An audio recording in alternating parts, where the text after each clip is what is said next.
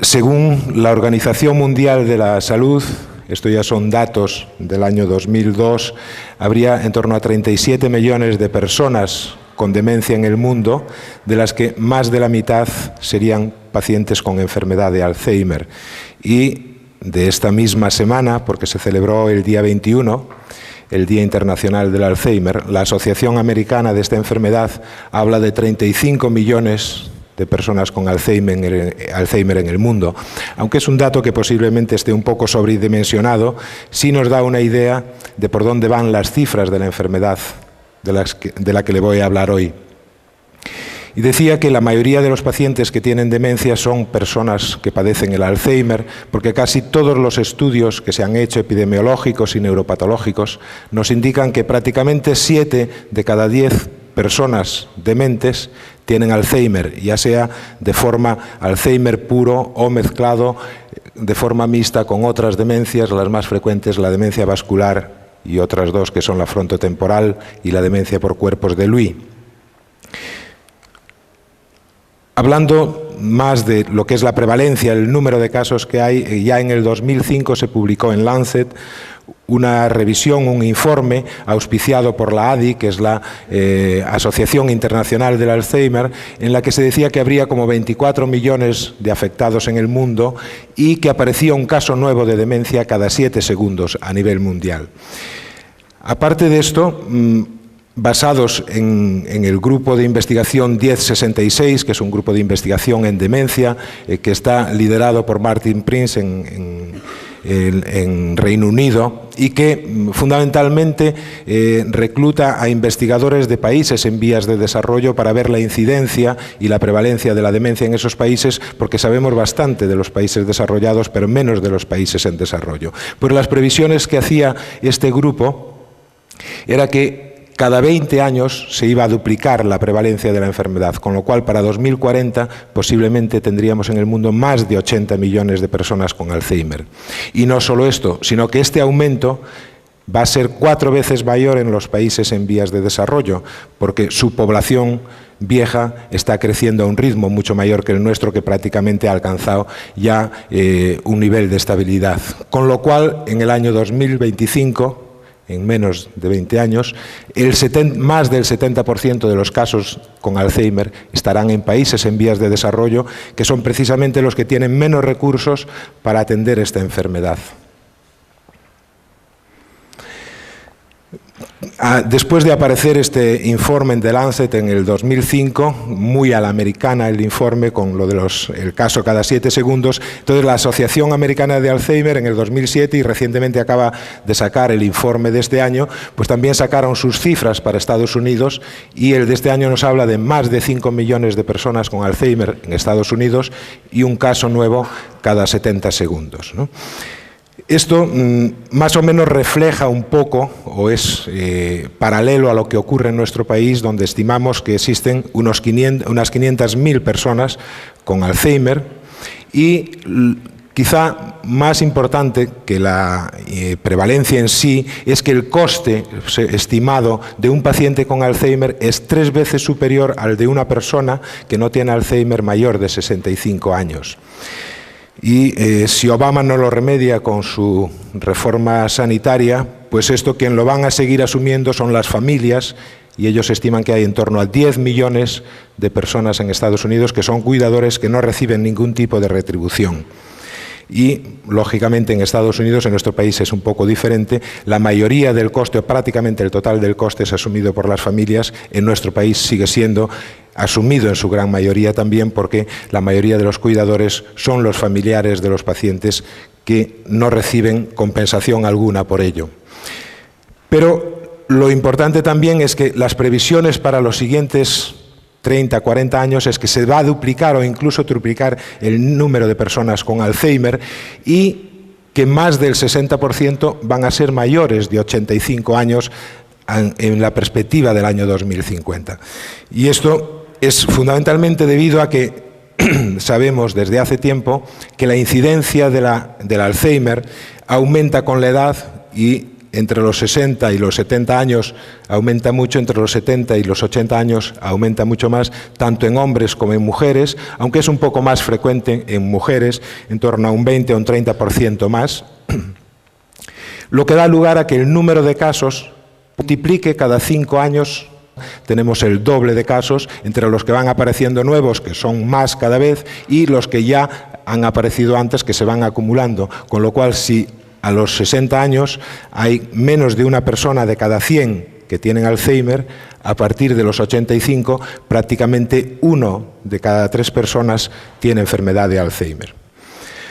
Esto un poco era para darles una idea de la dimensión del problema al que nos enfrentamos, y los dos grandes retos que nos planteamos los científicos en estos momentos es la detección precoz y el desarrollar nuevos tratamientos, pero con un objetivo único y común, que es la prevención.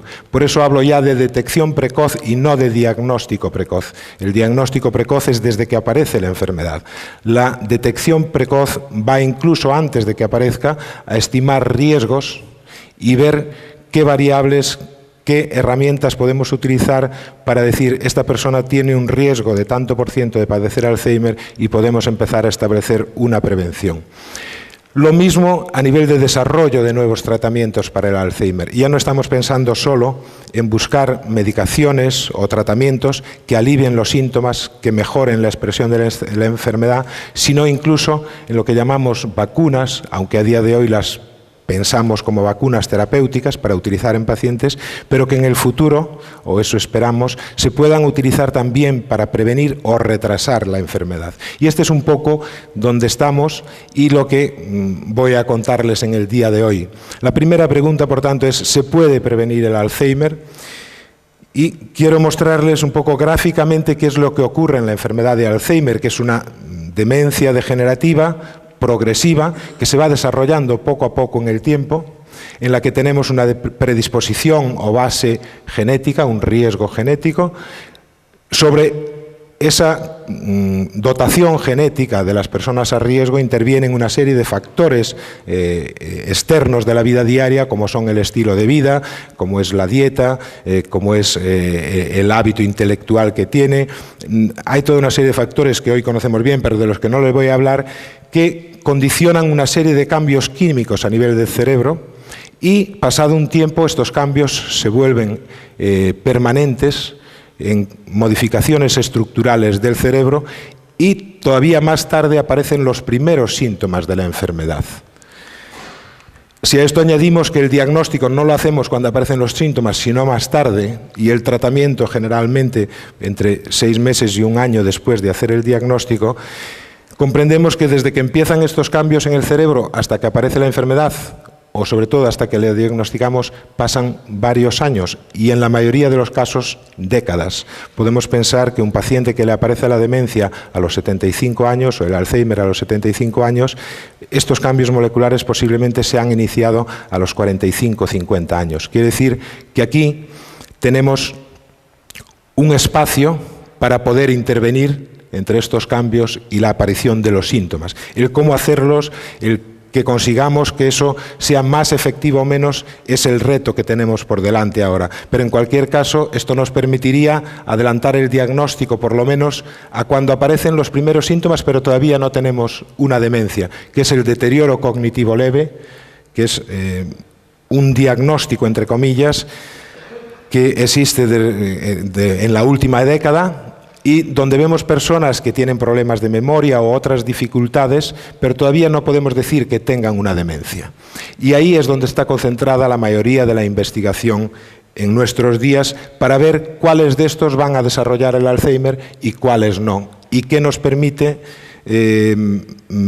deducir esas investigaciones para predecir quiénes son las personas a riesgo sobre las que podemos intervenir preventivamente. Resumiendo un poquitín lo que nos aporta cada una de estos escalones en el desarrollo de la enfermedad de Alzheimer, en cuanto a la genética, la enfermedad de Alzheimer es una enfermedad poligénica, es decir, no hay un único gen que esté alterado, hay varios, y es distinto que hablemos de una enfermedad de Alzheimer precoz o de una enfermedad de Alzheimer tardía. Habitualmente hablamos de 65 años como el punto de corte entre una y otra, pero es cierto que la enfermedad de Alzheimer precoz suele manifestarse antes de los 60 años, eso es lo típico. Hasta este mes conocíamos 4 genes fundamentales que estaban implicados en la enfermedad de Alzheimer, 3 en la precoz, 1 en la tardía. Los de la precoz, uno es el gen de la proteína precursora del amiloide, que es en el cromosoma 21, las presenilinas 1 en el cromosoma 14 y 2 en el cromosoma 1, en las que existen mutaciones que se acumulan en determinadas familias y van a dar lugar irremediablemente al padecimiento de la enfermedad de Alzheimer. Pero estas mutaciones son poco frecuentes y nos explican menos del 1% de los casos de enfermedad de Alzheimer. Hay otro factor que es el ApoE, en el cromosoma 19 está este gen, que es un factor de riesgo para la enfermedad de Alzheimer de aparición tardía. Y hace 2 semanas se han añadido como factores de riesgo de susceptibilidad genética otros 3 nuevos genes, el PICALM en el cromosoma 1, la clusterina en el cromosoma 8 y el gen del receptor del complemento tipo 1 en el cromosoma 11. Y este es un poco el panorama que tenemos de lo que sabemos sobre la genética en estos momentos del Alzheimer. Y quizá más importante que lo que nos dé de información la genética en sí, porque a día de hoy para prevenir o para predecir el Alzheimer tiene, como les decía, un valor limitado, en tanto que las que nos permiten predecirlo, que son las mutaciones, son poco frecuentes, y el ApoE sí nos da un valor de riesgo, pero no nos permite decir con una seguridad suficiente como para poder iniciar una prevención que ese paciente va a tener Alzheimer. Entonces, más importante quizá que eso es saber que estos genes, todos ellos, actúan facilitando, hablamos en este caso de la patología, que va a ser un poco la protagonista. Así, por ejemplo, sabemos que en el gen de la APP, esta proteína es una proteína larga, esta es la membrana de la célula, de la neurona, y hay 3 enzimas que la cortan. Y dependiendo de cuál enzima la corte, vamos a tener o no el beta-amiloide. Esto que les represento aquí con las tijeras cortándolo, sería la proteína de la APP, y hay 2 de ellas, que son la beta y la gamma, que cortan el beta-amiloide. Y cuando hay modificaciones en la proteína por estas mutaciones, entonces actúan más estas 2 enzimas, la beta y la gamma, se produce más beta-amiloide y este se acumula en el cerebro. Y ese es el mecanismo por el que las mutaciones del gen del APP dan lugar a más patología Alzheimer o a la enfermedad de Alzheimer. Lo mismo ocurre con las mutaciones en los otros 2 genes, de las presenilinas.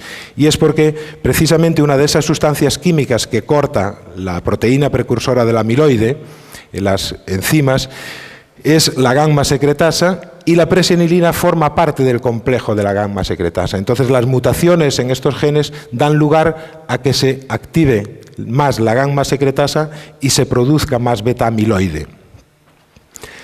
En cuanto al ApoE, que es el 4º gen en LID, sabemos que es un gen de riesgo para padecer enfermedad de Alzheimer a partir de los 65 años, porque sabemos que el tener un ApoE4, ya sea el 3,4 o tener 2, como es el 4,4, lo que hace es que nuestra probabilidad de tener enfermedad de Alzheimer sea mucho mayor y que la edad a que aparece la enfermedad se anticipe. Esto lo sabemos ya de la década pasada. Y sabemos también que el ApoE contribuye a la patología del amiloide igual que los otros genes, por una parte haciendo que el amiloide se acumule más y por otra evitando que se elimine del cerebro, con lo cual todos ellos, los genes conocidos hasta ahora, hacen que en cerebro vayamos a tener depósitos de esta proteína, que es la proteína del beta-amiloide.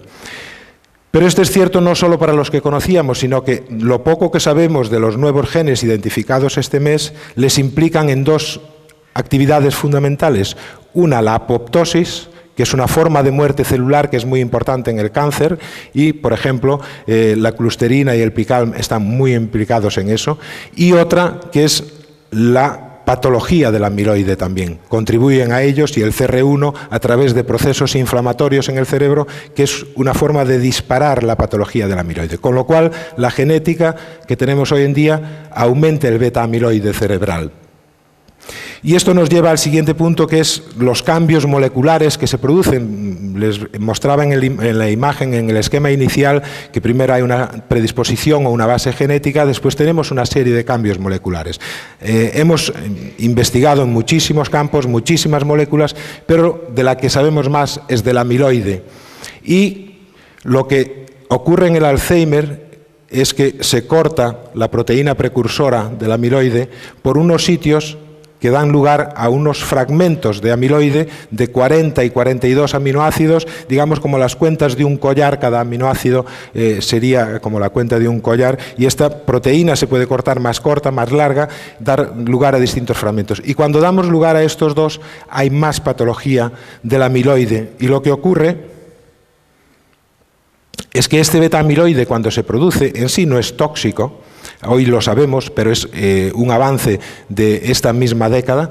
Estas moléculas sueltas de amiloide, estos trocitos sueltos, se unen para formar otros más grandes que llamamos oligómeros, y hoy sabemos que esta es la parte clave del proceso, porque dan lugar a muerte de las neuronas por necrosis o apoptosis, y posteriormente se acumulan en estructuras más grandes para formar las placas seniles o dentro de los vasos para dar lugar a la angiopatía amiloidea cerebral, que es muy parecido a la arteriosclerosis, pero es un proceso diferente, es mediado por el beta-amiloide y no por el colesterol.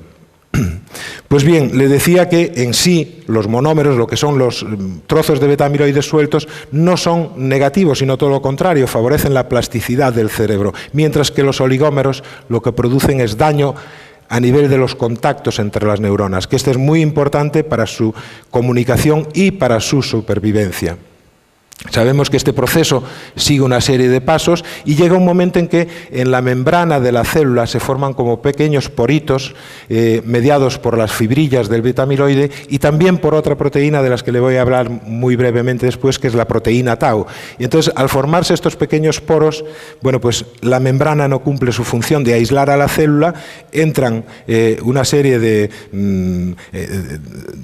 sustancias químicas excitatorias como el calcio, se descontrola el mecanismo energético de la célula y esta célula se muere. La siguiente cuestión que hemos aclarado en esta década es que el beta-amiloide, la patología del beta-amiloide es previa a la patología de esta otra proteína, que es la proteína tau, y que es la que da lugar a que subsecuentemente aparezca la patología de esta proteína también. Este fue un debate de los últimos 20 años donde había pues amiloidistas y tauistas y había una gran batalla. Ahora parece que se ha decantado de parte del beta-amiloide y que la tau en el Alzheimer, conforme en otras enfermedades donde hay mutaciones en el gen de la tau, en el cromosoma 17, pues la tau es, digamos, la proteína del Alzheimer es un cambio secundario. ¿Qué es lo que hace esta proteína? Bien, ¿qué hace? Si se fijan en esta imagen, estos son pequeños como hilitos que hay dentro de las células de las neuronas, que es el citoesqueleto, se llaman microtúbulos, y la proteína tau serían como estas grapas que unen y que le dan estabilidad a esas estructuras. Y si eso está bien, bueno, pues la neurona funciona bien, está viva, hace que se transmitan señales de una neurona a otra, y si estas grapas se caen, bueno, pues esas estructuras de la neurona se deshilachan y entonces la neurona pierde su forma y acaba muriéndose.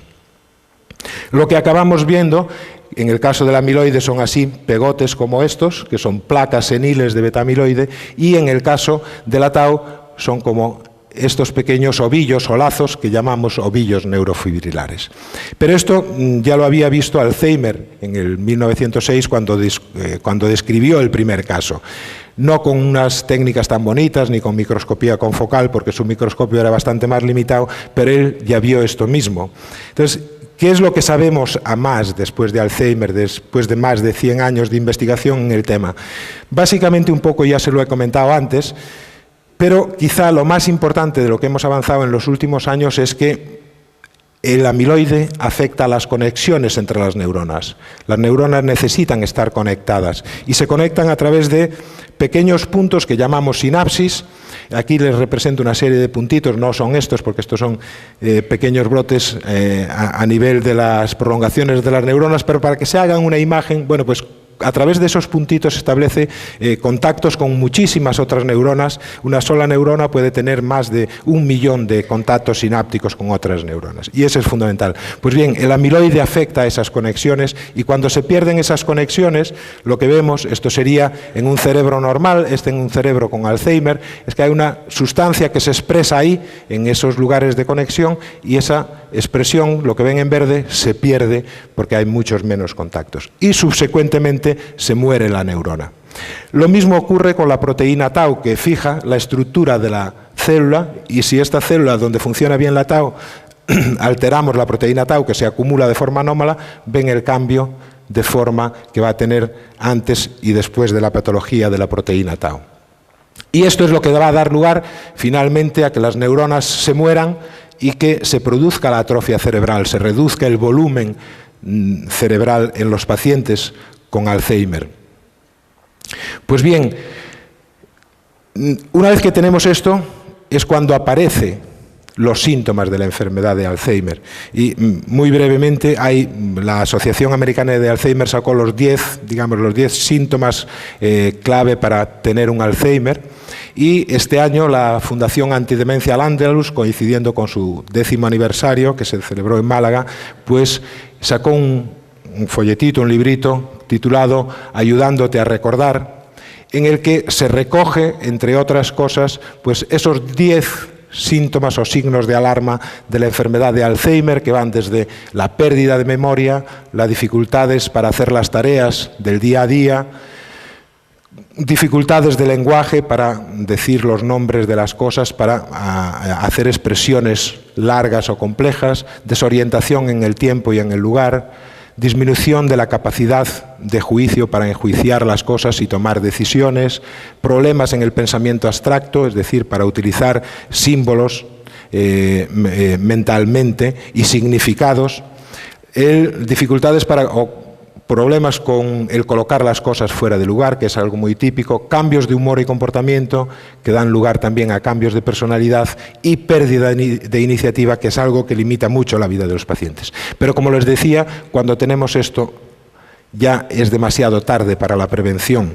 Entonces, para que vean un poquitín, y esto ya lo sabemos desde hace 20 años, justamente cuando este señor, Heiko Brack, y su esposa en Alemania, se decidieron a investigar en miles de personas qué ocurre con esas proteínas que les comentaba antes, con el beta-amiloide y con la proteína tau en el cerebro de personas normales o personas con Alzheimer.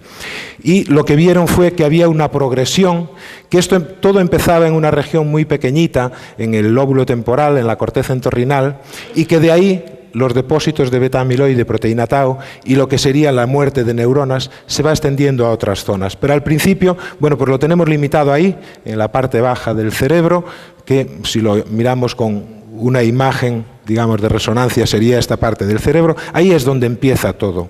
Y generalmente en esta fase no tenemos problemas. Cuando empieza a haber problemas es a partir de la fase 3 y 4, que se va extendiendo la patología ya a las áreas circundantes, y ya en las fases 5 y 6 esto se ha extendido a todo el cerebro comparado con la 3 y 4. Pues bien, tanto el beta-amiloide como la tau hacen un acúmulo progresivo, pero en este estadio, en el estadio A del beta-amiloide, los 1 y 2 de la proteína tau, generalmente no hay manifestaciones de la enfermedad. Las manifestaciones generalmente aparecen a partir de aquí, a partir del estadio 3. Entonces, es otra forma más de poder intervenir antes de que aparezca la enfermedad. La cuestión que surge aquí es, ¿se puede prever el Alzheimer? Ya no prevenir, sino tenemos forma hoy en día de saber si una persona puede llegar a tener Alzheimer o no. Hemos avanzado bastante en la última década y fundamentalmente hemos avanzado en 3 aspectos que al final son 2. Uno es la morfología. Esa zona que les decía que es la primera que se afecta, que es en torno al hipocampo, que es importante para la memoria, si comparamos una persona normal, anciana, sin ningún tipo de atrofia, hay una disminución clara del tamaño, es nuclear. Y esto es bueno para ver la progresión de la enfermedad, pero en general en los casos no somos capaces de detectar esta degeneración, aunque ya existe. Quiero decirles que la resonancia a día de hoy no es lo suficientemente específica como para verlo. Entonces, en lo que se está trabajando ahora es en mejorar la efectividad de esta medida, porque nos puede permitir detectar los cambios morfológicos incluso antes de que aparezcan los síntomas. El siguiente apartado es relativo a marcadores que nos permitan detectar la proteína tau y su patología y la proteína beta-amiloide y su patología en cerebro. Y ya disponemos de algunos marcadores que se unen a la proteína tau en cerebro, y aquí le pongo dos ejemplos, las dos cuadros de la izquierda y los dos de la derecha, son con un año de diferencia entre uno y otro. Este es un sujeto control sin demencia basal y un año después prácticamente no vemos nada. Este es un sujeto que tiene deterioro cognitivo leve, todavía no tiene demencia, y al cabo de un año se le hace el diagnóstico de Alzheimer y ya podemos decir que tiene Alzheimer. Y vemos que aparece un cambio sustancial entre un momento y otro, pero ya aquí, en estas zonas que les señalo, que es donde empieza el problema, ya teníamos marcaje. Este tampoco es un marcador muy específico y se está trabajando a día de hoy en varios que en el futuro seguramente nos van a permitir identificar esto mucho más precozmente. Lo mismo ocurre con el beta-amiloide. Cuando comparamos un sujeto control con un sujeto con Alzheimer, con este marcador, que es el compuesto de Pittsburgh tipo B, vemos que hay una gran diferencia. Lo que está en rojo indicaría donde hay amiloide. Y esto mismo pues se puede hacer en controles, lo que pongo con C, en deterioro cognitivo leve, estos tres, o en Alzheimer. Y si se fijan, este tiene Alzheimer y este no, y prácticamente los dos tienen la misma cantidad de beta-amiloide. Incluso este control tiene más beta-amiloide que este que tiene deterioro cognitivo. Quiere decir que la técnica en sí, a día de hoy, no es específica para saber o para predecir. Lo que sí, posiblemente este paciente que tiene deterioro cognitivo leve es muy probable que vaya a desarrollar una enfermedad de Alzheimer o incluso o posiblemente este control. Y esos son los estudios que estamos haciendo ahora para ver hasta qué punto el visualizar el beta-amiloide tempranamente nos permite saber si vamos a tener Alzheimer en el futuro. Pues bien, hablábamos de los retos científicos, detección precoz, estimar riesgos. Estas técnicas nos permiten ahora una estimación burda. En cuanto tengamos más sensibilidad y más especificidad, posiblemente nos van a permitir una detección precoz mucho más fiable y el desarrollo de nuevos tratamientos para, en definitiva, prevenir la enfermedad de Alzheimer. Pero aunque tuviéramos una buena detección precoz, la pregunta es, ¿y para qué? ¿Para qué queremos saber si vamos a tener enfermedad de Alzheimer? ¿Qué podemos hacer? ¿Podemos hacer algo para evitarla? A día de hoy sabemos que hay una serie de factores de riesgo, como les decía antes, el estilo de vida, la dieta, una serie de actividades, como es la actividad intelectual, que nos protegen contra el Alzheimer. Y eso ya lo podemos hacer desde ya. Pero a nivel de tratamiento tenemos a día de hoy nada. Y lo que estamos investigando son las vacunas para el Alzheimer. Estas son investigaciones que se iniciaron hace ahora 10 años cuando un señor americano llamado Dale Schenk publicó el primer trabajo con una vacuna en ratones que era efectiva. Dale Schenk, que es este señor que les muestro aquí, sí es este, lo que pasa que ahí estaba sin el microscopio, aquí con el microscopio, pero es el mismo. Bueno, es antes y después de la vacuna, al final se quedó más o menos como lo ven ahora, ¿no? Bueno, pues este señor fue el que inició todos los trabajos de las vacunas del amiloide. Él se planteó, bueno, pues el amiloide es una proteína y si cuando tenemos una gripe, lo que utilizamos para vacunarnos, pues son proteínas de la capa del virus para desarrollar unas vacunas, contra el beta-amiloide en teoría también podemos desarrollar una vacuna que haga que ese beta-amiloide se limpie del cerebro o incluso que no llegue a depositarse en el cerebro. Esa es la idea que subyace detrás de las vacunas del beta-amiloide.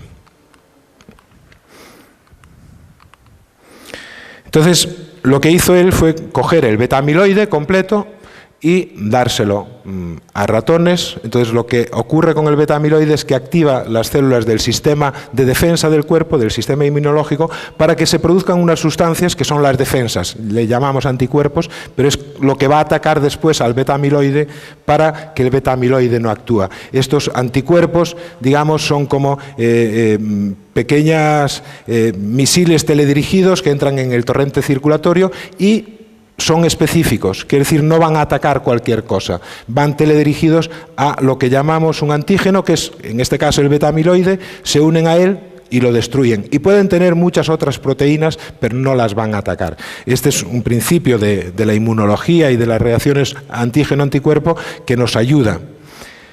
Y esto se ha visto en ratoncitos que utilizó Dale Schenk, donde producían mucho beta-amiloide, y cuando le daba la vacuna en edades tempranas, que tenían todavía poco, esto que ven aquí en medio naranja, bueno, pues los animales no llegaban a desarrollar las placas. Y cuando ya se lo daba de más mayorcitos, más viejos, cuando ya tenían placas, lo que hacía era limpiar bastante las placas del cerebro.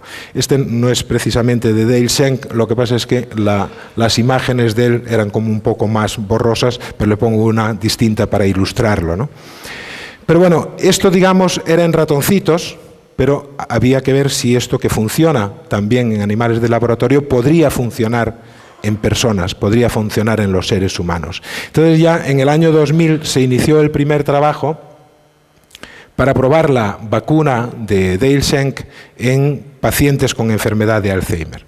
Y así surgió la primera vacuna para el Alzheimer, que se llamó AN1792, y quien empezó los estudios fue el laboratorio Elan Pharmaceutical, que era una compañía biotecnológica en la que trabajaba este señor, Dale Schenk, y después se convirtió en compañía farmacéutica. Entonces utilizaban el A-beta-42, que es una proteína larga, y utilizaban otra sustancia que le llamaban QS21, que lo que hace es unirse al beta-amiloide para que las células del cuerpo lo reconozcan como extraño, porque el beta-amiloide nosotros lo tenemos y entonces nuestro cuerpo no lo reconoce como extraño, con lo cual no lo ataca. Pero al unirle esta otra sustancia sí lo ataca. Y bueno, se hizo un estudio que llamamos de fase 1 con 80 pacientes, en lo que todo fue bien, y en el 2001 se inició el siguiente estudio más amplio, ya con 300 pacientes con Alzheimer, y lo que ocurrió es que en el 2002 se interrumpió este estudio porque 18 pacientes presentaron meningoencefalitis, que es una inflamación del cerebro. Y esta meningoencefalitis se vio que no era de tipo infeccioso, sino inflamatorio, y se pensó en una reacción autoinmune, que es común, hay muchas enfermedades autoinmunes, y las encefalitis pueden ser también de este tipo, mediados por unos linfocitos, son las células de las defensas, que son los linfocitos T autorreactivos, que suelen atacar al propio cuerpo o pueden atacarlo. Entonces, esto que en un principio, esto sería un linfocito de estos, y lo que ocurre es en las áreas afectadas del cerebro y de las meninges que lo recubren, es donde se manifestaba esta enfermedad. Pues bien, este que fue un acontecimiento serio, lo que en principio fue un fracaso, al final se convirtió en una ventaja, como casi siempre en la vida, que solemos aprender más de los errores que de los aciertos. Afortunadamente la mayoría de los pacientes, bueno, pues sobrevivieron bien al tratamiento y se murieron muy poquitos casos de esos 18, creo recordar que fueron 2 los que se murieron por la meningoencefalitis, pero aún así esto valió para que pudiéramos hacer un seguimiento de esos pacientes vacunados, de casi todos ellos, y se pudieran obtener muestras.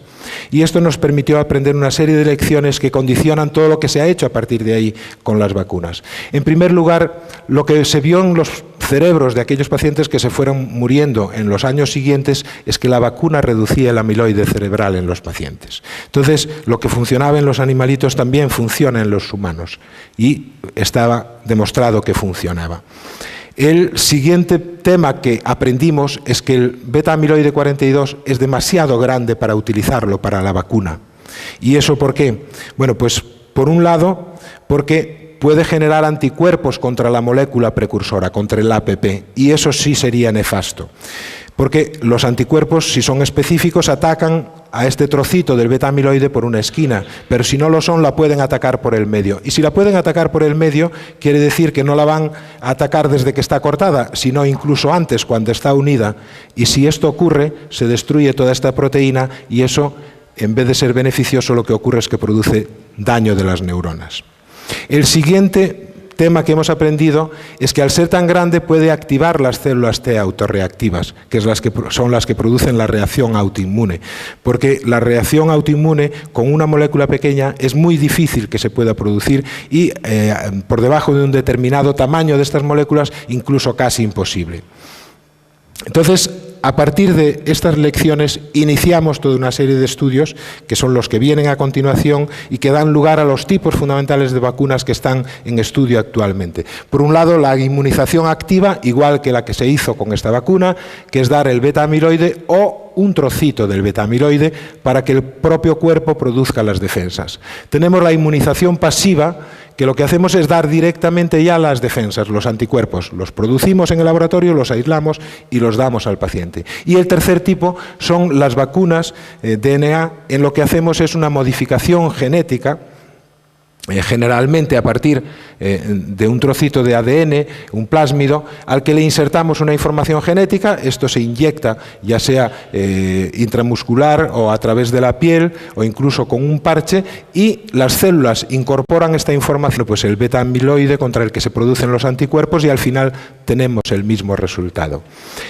Esta tercera es capaz de inducir ese tipo de reacción de producción de defensas contra el amiloide, y un grupo coreano también está insertando esa información genética en el tomate, de forma que cuando ingerimos un tomate, eso, como si tomáramos una pastilla, va a nuestro cuerpo y hace que podamos producir. Y al menos en animales, que es lo que se ha hecho por ahora, esto está funcionando. Pues bien, la realidad es que a día de hoy, según la base de ensayos clínicos internacional, tenemos una cantidad importante de vacunas, ya sea por inmunización activa o pasiva, que están en estudio y con distintas compañías farmacéuticas interesadas en su desarrollo. Pero yo no le voy a hablar de ninguna de esas, sino de otra que se llama Mimavax, que no está en esta lista.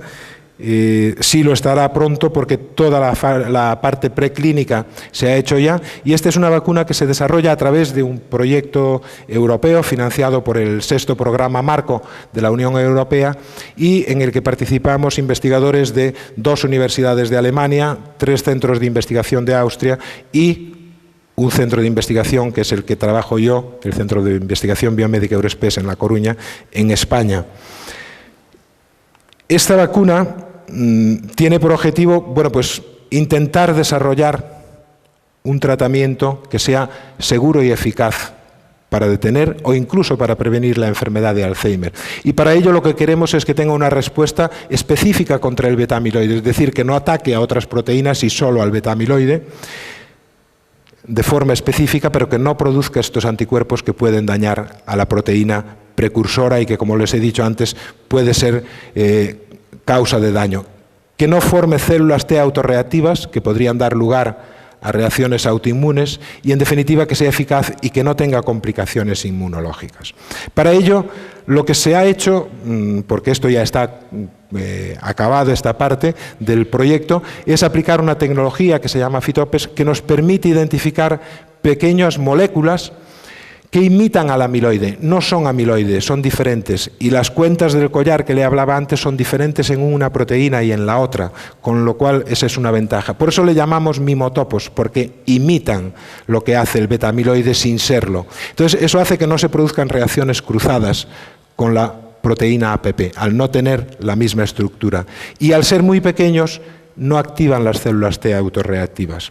Entonces, para eso, ¿cómo se hace esto? ¿Cómo hemos hecho? Bueno, pues lo fundamental, anticuerpo, que sabemos que es específico para beta-amiloide.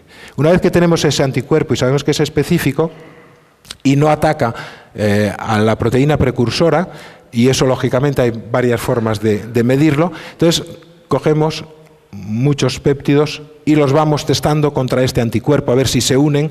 Como veis aquí, este encaja perfectamente. Entonces, cuando encaja, ese anticuerpo nos puede valer para activar este antígeno, el verde, nos puede valer para activar la reacción de defensa del cuerpo y producir esta Y azul, que es el anticuerpo. Los otros los descartamos. Y así vamos seleccionando que se una al anticuerpo y que no tengan secuencias del beta-amiloide, que no tengan partes de esta proteína. Una vez que tenemos eso, seleccionamos aquellos que cumplen esas características, los podemos utilizar para vacunar y generar anticuerpos.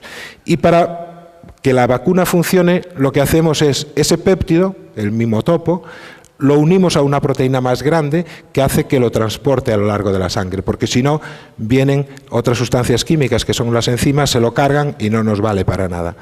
Y esto se une con una sustancia de unión y después lo podemos dar así, que ya es inmunogénico, o podemos aumentar su poder inmune añadiéndole otra sustancia, que en este caso es el óxido de aluminio, que es lo que se une tradicionalmente en todas las vacunas, en la gran mayoría de las vacunas. Hemos elegido este precisamente por eso, porque es el más conocido, el que más tiempo se ha investigado y se ha usado en humanos y por tanto sabemos que no va a entrañar un riesgo.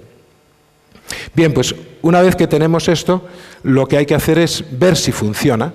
Se lo inyectamos a los ratoncitos y recogemos los anticuerpos que produce este ratoncito. Cogemos lonchas de cerebro donde sabemos que hay placas, porque lo vemos con otras sustancias, y las ponemos ahí. Y vemos que nos marca las placas de amiloide, marca los depósitos de amiloide. Le ponemos una serie de pocillos donde hay células, otra loncha donde hay células, estos especie de pocillitos, con la proteína precursora y no lo marca. Sin embargo, un anticuerpo para el APP pues nos marca alrededor de las placas, no el interior, y nos marca mucho en marrón estas células. ¿Qué quiere esto decir? Pues que este anticuerpo que se produce con esta vacuna va a atacar al amiloide, pero no a la proteína precursora del amiloide. Esa era la primera condición que le poníamos para que fuera válido. Al mismo tiempo se vio que no se detectan, no es posible detectar células T autorreactivas contra estos péptidos, contra este antígeno. Y en esos ratoncitos a los que le dábamos el tratamiento, vemos que este es un animal sin tratar, todo lo que ven aquí en fluorescente son depósitos de beta-amiloide. Después de tratarlo, nos aparece así, con muchos menos. Reducía el amiloide cerebral en ratones. Y quizá lo que es más importante, porque a lo mejor reducimos el beta-amiloide pero no cambiamos mucho, en los mismos animales testados en un paradigma de aprendizaje que se llama el paradigma de agua de Morris, es una piscina donde el animalito tiene que encontrar una plataforma, ¿no?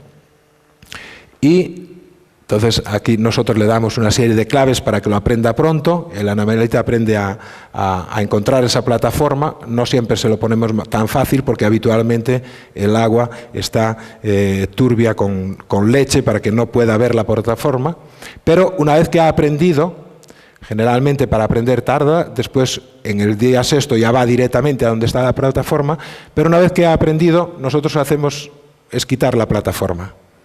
Entonces, el animalito que recuerda que la plataforma estaba allí, pues se va allí y está dando vueltas. El que no lo recuerda, está dando vueltas por todo y el otro se va a donde estaba la plataforma. Ese es básicamente lo que hace este test. Y vemos que los animales tratados con esta vacuna aprendían mejor que aquellos que no estaban tratados. Bien, entonces ahora pasamos a la siguiente fase, que es el uso clínico. Y a día de hoy, bueno, pues toda la fase preclínica, todo el desarrollo de efectividad en animales, en pruebas de laboratorio y de seguridad está completado y muy pronto esperamos que esta vacuna desarrollada con este proyecto entre en el uso clínico en humanos, ¿de acuerdo? Esperamos que después de la vacuna ponga mejor cara, pero ahora el siguiente paso es hacer un estudio con pacientes y ver si lo mismo que funcionó a nivel experimental, de lo que estamos muy satisfechos, ocurre a nivel humano, y esto lo vamos a hacer en nuestro centro en La Coruña, el primer estudio de seguridad en humanos. Y la última cuestión que hoy le planteo es, ¿las vacunas para qué? ¿Para tratar o para prevenir? A día de hoy lo estamos planteando como un tratamiento para los pacientes. ¿Y eso por qué? Fundamentalmente porque desde un punto de vista ético hay un problema de tratar antes de que aparezca la enfermedad porque no tenemos una seguridad o al menos una prueba que nos diga con una alta probabilidad qué riesgo tenemos de padecer el Alzheimer. En cuanto tengamos eso se podrán utilizar preventivamente. Con lo cual, a día de hoy estamos ante un camino de muy esperanzador, donde tenemos una luz al fondo, donde todavía tenemos sombras, tenemos que despejar este camino, encontrar una vacuna efectiva, porque esa es otra de las condiciones, no solo poder detectar previamente, sino que tengamos una vacuna efectiva, que es la que vamos a utilizar para la prevención. Y por tanto estamos centrados más en la inmunoterapia. En cualquier caso, casi todos los que trabajamos en esta área creemos que la vacuna puede ser la llave que nos abra la puerta en el futuro a la prevención y a poder utilizar estas vacunas no en pacientes, sino en personas mucho antes de que aparezca la enfermedad de Alzheimer, y eso nos permitiría hacer la profilaxis, la prevención de la enfermedad de Alzheimer. Todavía no sabemos, porque las vacunas, como cualquier investigación, son ciencia en acción. Las vacunas, o tendremos la gran vacuna que nos permite solucionar el Alzheimer de una vez. Esta es una cuestión que todavía está por ver en el futuro, pero lo que sí está claro es que todo lo que hemos aprendido en la última década y con las vacunas nos va a servir, y por lo menos a los que estamos trabajando en este campo nos da la sensación de que estamos más cerca de obtener una recompensa, de tener un premio igual que nuestras ratitas. El laberinto es complicado y posiblemente nos perderemos todavía alguna vez más antes de llegar a la recompensa, pero esperamos que esta llegue. Muchas gracias por su atención.